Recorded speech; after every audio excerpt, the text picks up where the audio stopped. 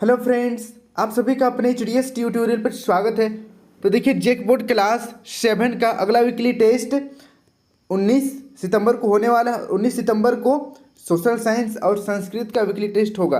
अच्छी तरीके से आप लोग तैयारी कीजिए।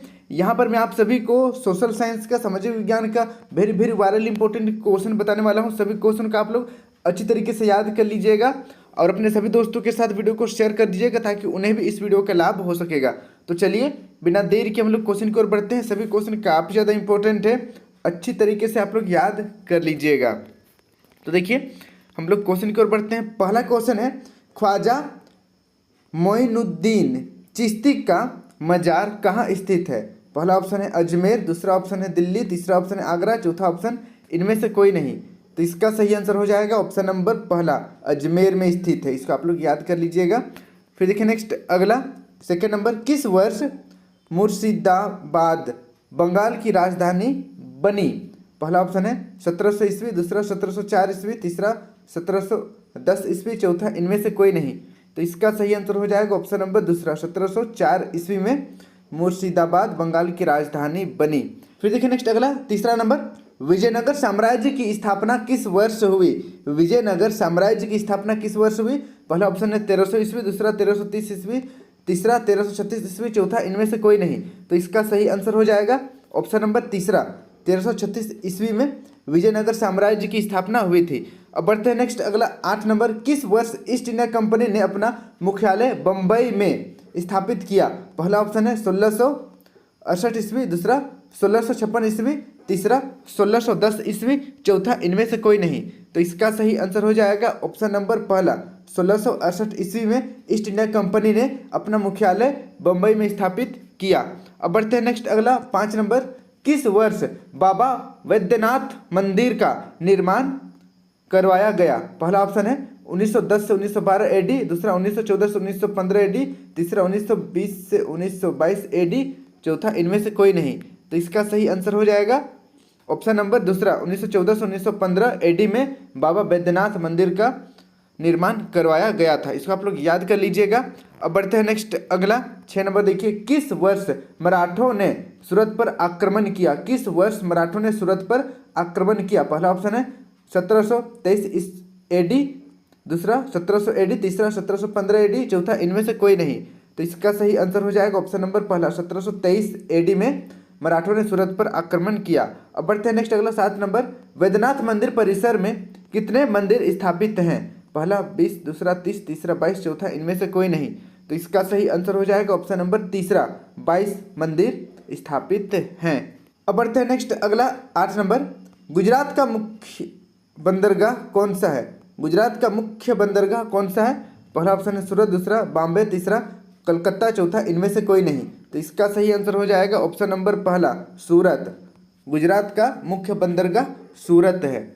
इसको आप लोग याद कर लीजिएगा, इंपॉर्टेंट क्वेश्चन है। फिर देखिए 9 नंबर, किस घास स्थल में एंटीलोप जानवर पाया जाता है? किस घास स्थल में एंटीलोप जानवर पाया जाता है? पहला उष्णकटिबंधीय, दूसरा शीतोष्ण, तीसरा टुंड्रा, चौथा इनमें से कोई नहीं। तो इसका सही आंसर हो जाएगा ऑप्शन नंबर दूसरा, शीतोष्ण। शीतोष्ण शीतोष्ण घास स्थल में एंटीलोप जानवर पाए जाते हैं। फिर देखिए नेक्स्ट, अगला 10 नंबर, प्रेयरी किस प्रकार का घास है? प्रेयरी किस प्रकार का घास है? पहला उष्णकटिबंधीय, दूसरा शीतोष्ण, तीसरा ध्रुवीय, चौथा इनमें से कोई नहीं। तो इसका सही आंसर हो जाएगा ऑप्शन नंबर दूसरा, शीतोष्ण। शीतोष्ण शीतोष्ण इसको आप लोग याद कर लीजिएगा।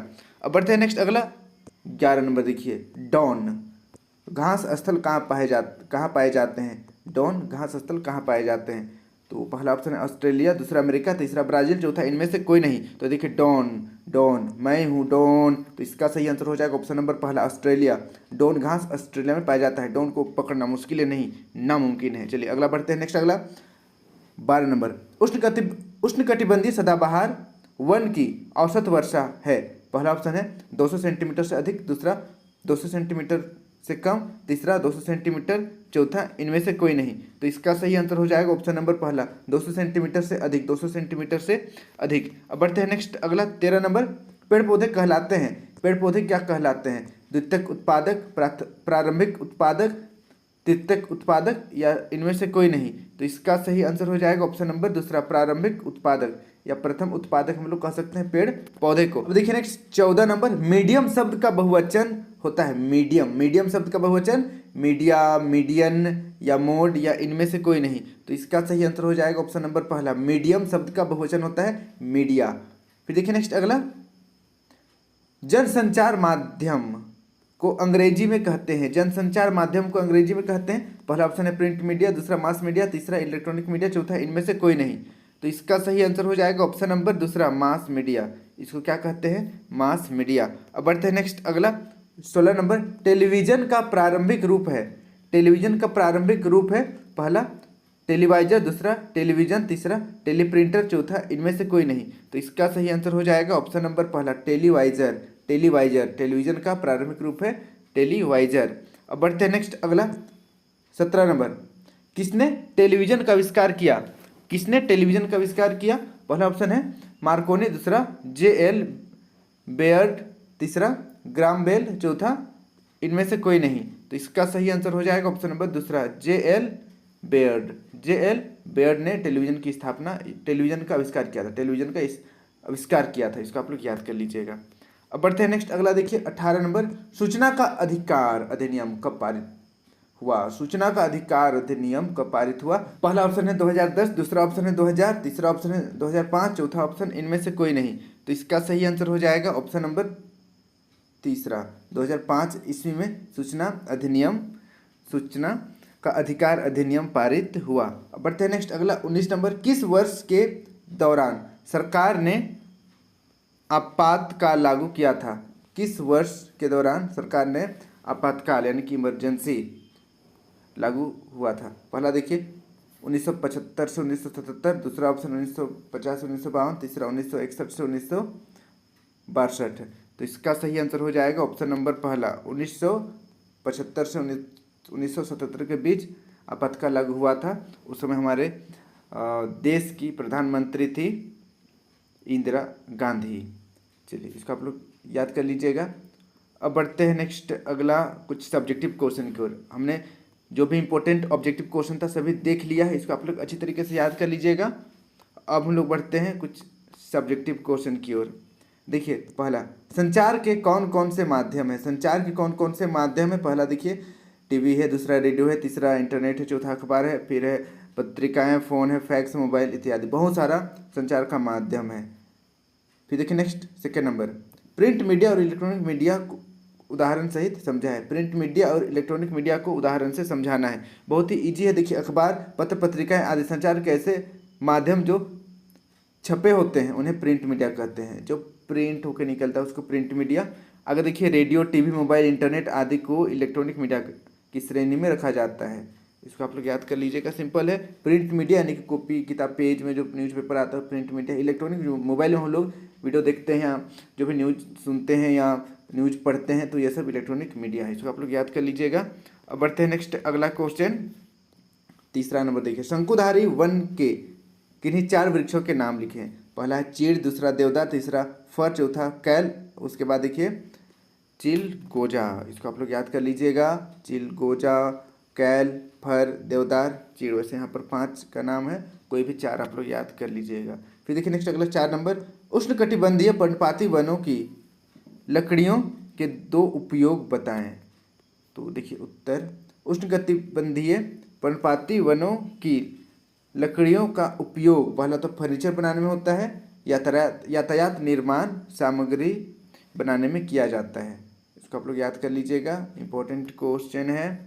अब बढ़ते हैं नेक्स्ट अगला देखिए 5 नंबर, वन किसे कहते हैं? इंपॉर्टेंट क्वेश्चन है, वन किसे कहते हैं? तो देखिए वन जिसे हरा सोना के नाम से जाना जाता है, प्राकृतिक की एक मूल्यवान देन है। प्राकृतिक रूप से स्वतः ही उगने वाले पेड़ पौधे तथा घास की सघन आकृति को वन कहते हैं। इसको आप लोग याद कर लीजिएगा। अब बढ़ते हैं नेक्स्ट हम लोग अगला क्वेश्चन 6 नंबर देखिए, हम्पी क्यों प्रसिद्ध था? बताइए हम्पी क्यों प्रसिद्ध था? तो इसका उत्तर देखिए, हम्पी विजयनगर साम्राज्य की राजधानी थी।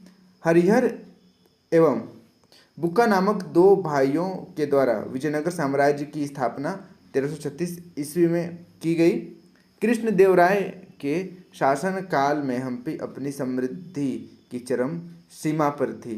यह स्थापत्य कला, व्यापार आदि के लिए प्रसिद्ध थी।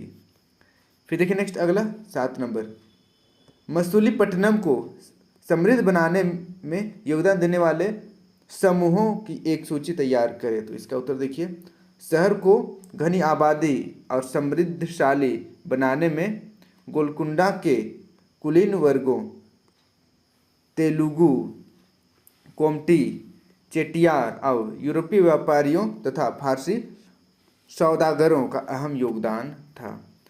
फिर देखिए नेक्स्ट अगला 8 नंबर, बाबा बैद्यनाथ मंदिर का निर्माण कब और किसने करवाया था। तो इसका उत्तर देखिए, बाबा बैद्यनाथ मंदिर का निर्माण 1514 से 1515 ईस्वी में राजा पूरनमल ने करवाया था। मुगल कालीन कृति खुलासती ए तवारीख में इस मंदिर की चर्चा की गई है। तो इसको आप लोग याद कर लीजिएगा, इंपॉर्टेंट क्वेश्चन है। तो यहाँ पर मैंने जो भी क्वेश्चन बताया सभी काफ़ी ज़्यादा इंपॉर्टेंट है, अच्छी तरीके से आप लोग याद कर लीजिएगा और अपने सभी दोस्तों के साथ वीडियो को शेयर कर दीजिएगा ताकि उन्हें भी इस वीडियो का लाभ हो सकेगा। आज के लिए इतना ही। Thank you for watching video. Jai Hind, जय भारत।